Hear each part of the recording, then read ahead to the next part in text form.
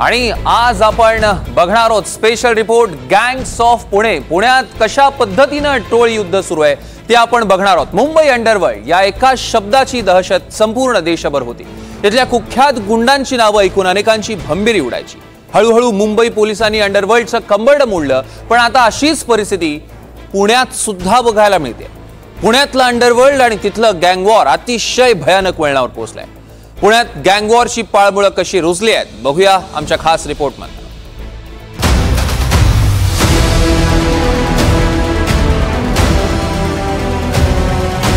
पुणे सांस्कृतिक शहर, शिक्षणाचं माहेरघर अशी पुण्याची ओळख आहे।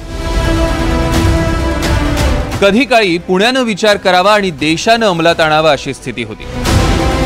या भूमीनं अनेक स्वातंत्र्य सेनानी घडवले, विचारवंत घडवले। मात्र हल्ली याच पुण्यात रोज नव्या टोळ्या जन्म घेत आहेत।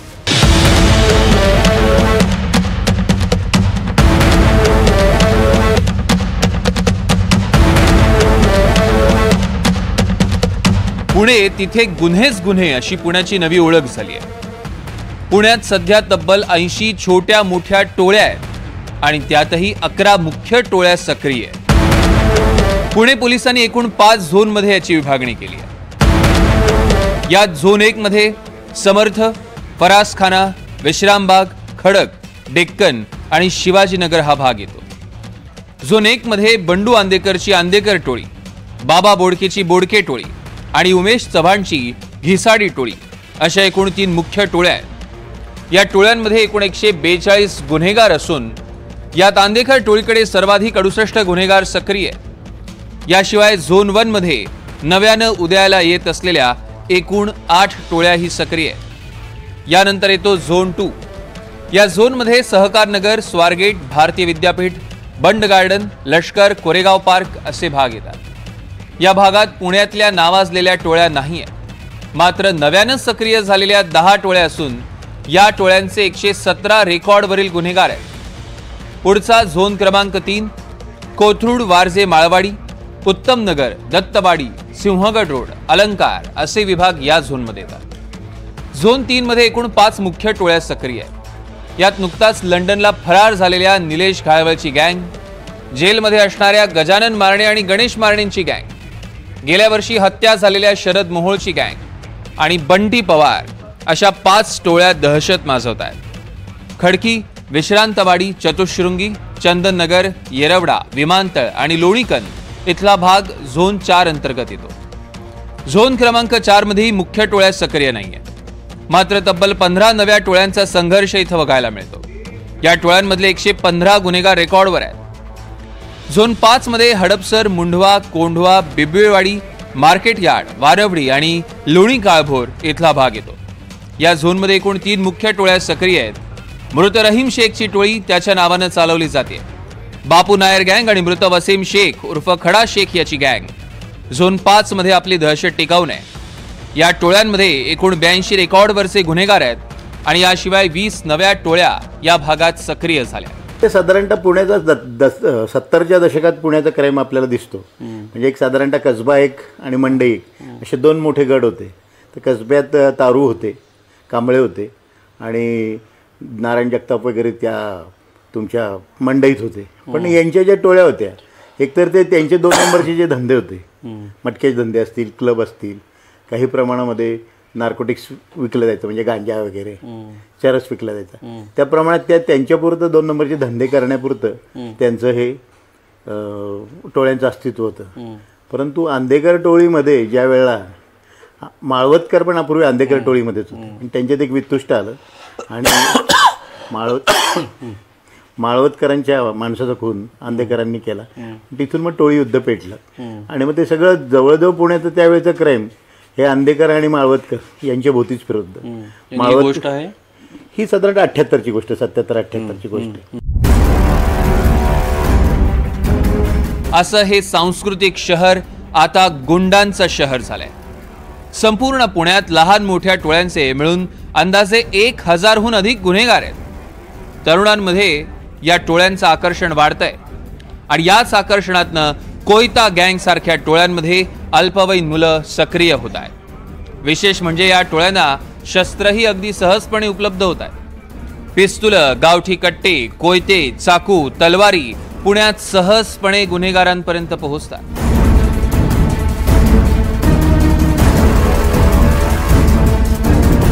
47ला जेव्हा संस्थानं खालचं झाली तर त्यांच्या पदरी जे सेरेमोनियल शस्त्र तयार करणार होते, तलवारी असतील, बंदुका असतील, ते रिकामे झाले। मग ते बेसिकली शिकलगार होते। मग ते शिकलगारांनी जंगलात वसते त्यांच्या, शिकलगारांना दुसरं काही काम नाही राहिलं, ती मुलं शिकली नाही। मग ते अजूनही त्यांनी तेच पुढे कार्य हे केलं आणि मग ती सहज इतके स्किल्ड वेपन्स तयार करतात ते, म्हणजे ज्याला म्हणता येईल की नुसते कट्टे नाही नळीचे, तर रिव्हॉल्वर्स पण तयार करतात ते। तर ते तयार करतात आणि ते मग करणार काय, तर ते विकणार। आता त्यांचे एजंट्स असे निर्माण झालेत की जे पुण्यात येऊन वेपन्स विकतात। केवढ्याला विकतात ते? साधारणतः एक 8 ते 10 हजाराला आता सोफिस्टिकेटेड पिस्टल मिळतं, 10-20 पर्यंत। आमच्या वेळी ते 5 पर्यंत मिळत असेल, आता 20,000 रुपये झाला असेल। तर ते सहज मिळतात। कट्टे तर त्यावेळेला अक्षरशः 300-300 रुपयाला कट्टे मिळायचे। सायकलची जी मधली दांडी असते त्या दांडीचं एक वेपन तयार केलं असेल। शस्त्र मिळाली की दहशत माजवता येते, पण या टोळ्यांसाठी पोषक ठरणारी आणखी एक बाब म्हणजे या टोळ्यांना मिळणारं राजकीय संरक्षण। प्रत्येक टोळीचा म्होरक्या कोणत्या ना कोणत्या पक्षासोबत हितसंबंध जोपासतो, त्यामुळे गुन्हेगारी प्रवृत्तीला राजाश्रय मिळतोय। गुन्हेगार आणि राजकीय नेत्यांचं सूत जुळल्यानं सर्वसामान्य पुणेकर मात्र भरडला जातोय। रस्त्यावर चालता चालता हल्ले होत आहेत, गाडी आडवी आली म्हणून मुडदे पाडले जात आहेत, फक्त दहशत माजवायची म्हणून रात्रीच्या अंधारात कोयत्यानं गाड्यांच्या काचा फोडल्या जातात। अशा त्रासामुळे पुणे हैराण झालंय। हो, माझा जो भाग आहे तो कोथरूडशी लागूनच भाग आहे। पण कोथरूडमध्ये सगळ्यात जास्त टोळ्या ऍक्टिव्ह आहेत। हो, बरोबर आहे, परंतु आता त्या टोळ्या ह्या संघर्षामधून तयार झालेल्या टोळ्या आहेत, एकमेकाच्या वर्चस्वामधून झालेल्या टोळ्या तयार झालेल्या आहेत। परंतु त्यांचा संघर्ष आणि त्यांच्या टोळ्या ह्या वाढत असतात, कमी होत असतात, परंतु सर्वसामान्यांना त्याचा त्रास होऊ नये एवढीच आपली माफक अपेक्षा आहे। खरं तर आता कुठं लिहून ठेवलंय पुन्हा आमचं, हा प्रश्न खरं तर पडतो आहे। कारण सांस्कृतिक विद्येचं माहेरघर असणाऱ्या पुण्यामध्ये आज गुन्हेगारी खूप वाढलेली आहे। या पुण्यामध्ये आपण म्हणतो की हे पोलीस जे आहेत ते आमचं रक्षण करतात, पण आजकाल पोलीस देखील सुरक्षित नाहीत, पोलिसांवरती सुद्धा हल्ले वाढलेले आहेत। आणि आता जे काय टोळ्या फिरत आहेत, खरं तर पोलिसांचा कुठेतरी जबक ह्यांना कमी पडतो आहे। पोलिसांनी त्यांचं जे जबक ह्या गुन्हेगारांना बसलं पाहिजे ते कुठेतरी कमी पडतं आहे। अत्याचार होतात, म्हणजे एखाद्या मुलीला रस्त्यावरती मारहाण होते, हा व्हिडिओ नुकताच आपण काही दिवसांपूर्वी न्यूज चॅनलच्या माध्यमातून पाहिला। कुठे नोकरीच्या ठिकाणी त्यांच्यावरती अत्याचार केले जातात आणि प्रवासाच्या बाबतीत तर महिला असुरक्षित आहेतच। कारण जेव्हा सार्वजनिक वाहनातून प्रवास केला जातो तेव्हा ती महिला जीव मुठीत घेऊनच बसलेली असते। पूर्वी पुण्यामध्ये रात्री 2 वाजले तरी काळजी नसायची, पण आता रात्रीचे 12 जरी वाजले तरी पुण्यामध्ये भीतीदायक वातावरण महिलांसाठी जास्त आहे। एवढंच नाही तर पुण्याच्या बाहेरून शिक्षणासाठी येणारे विद्यार्थी देखील दहशतीखाली जगतात। त्यांची दादागिरी पूर्ण कॅम्पसवर चालूच असते। त्याच्यानंतर आपण बघू शकतो की अजून एक गोष्ट म्हणजे रेल्वे स्टेशनवर जी मुलं राहतात, म्हणजे गरीब मुलं आपण म्हणू शकतो, त्यांची एक टोळी असते थोडीशी, तर त्यांना पण गरीब असल्यामुळे त्यांना आपण लगेच वळून घेतात ती माणसं। आणि असे समाजकंटक लोक खूप मोठ्या प्रमाणावर आपल्या एरियामध्ये आपल्याला बघायला मिळतात। तर ते काम करताना असं लक्षात येतं की जे गुन्हेगारीचं बीज आहे हे कुठेतरी महाविद्यालयातच म्हणजे विद्यार्थ्यांमध्ये पेरलं जात असतं। म्हणजे त्यांना असं वाटतं की आपण एक भाई म्हणून कुठेतरी काम करावं।